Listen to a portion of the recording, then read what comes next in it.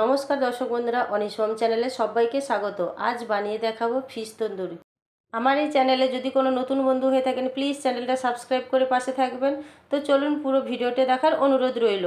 প্রথমে একটা তেলাপিয়া মাছ নিয়ে নিয়েছি এবং তেলাপিয়া মাছ ভালো করে কেটে পরিষ্কার করে নিয়েছি। মাছ ভালোভাবে ধুয়ে পরিষ্কার করে নেওয়ার পর এইভাবে ছুরি দিয়ে কিন্তু কেটে নিতে হবে।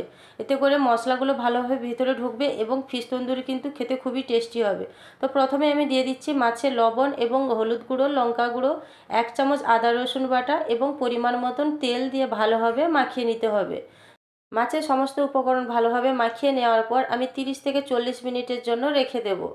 এতে করে মশলাগুলো ভালোভাবে মাছের মধ্যে ঢুকে যাবে এবং ভালোভাবে ম্যারিনেট হবে। তো বন্ধুরা, আমার এই চ্যানেলে যদি কোনো নতুন বন্ধু হয়ে থাকেন, প্লিজ চ্যানেলটা সাবস্ক্রাইব করে পাশে থাকবেন। মাছে ভালো করে সমস্ত উপকরণ মাখানোর পর এবার দিয়ে দিচ্ছি 1 চামচের মতো পাতিলেবুর রস। তো পাতিলেবুর রস এইভাবে এপিঠ ওপিঠ ভালো করে মাখিয়ে নেব। ম্যারিনেটের জন্য আমি রেখে দিচ্ছি 30 মিনিট। 30 মিনিট পর আমি মাছ ভেজে নিচ্ছি। দেখুন, তেল গরম করে কড়াইতে এইভাবে দিয়ে দিতে হবে।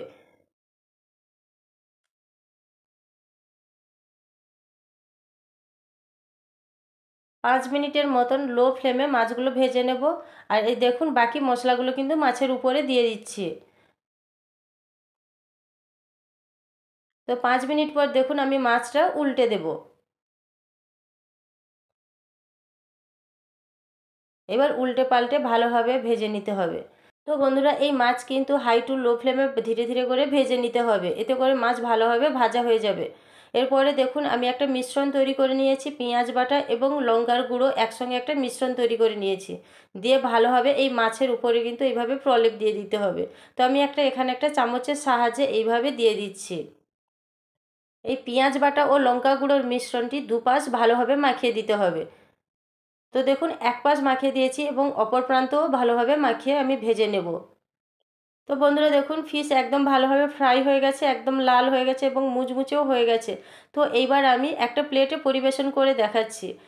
তো বন্ধুরা, এই ফিশ তন্দুরির ভিডিওটি যদি আপনাদের কাছে ভালো লেগে থাকে, অবশ্যই লাইক করবেন। আমার এই চ্যানেলে যদি নতুন বন্ধু হয়ে থাকেন, প্লিজ চ্যানেলটা সাবস্ক্রাইব করে পাশে থাকবেন এবং পাশে থাকা বেল আইকনটাও প্রেস করে দেবেন।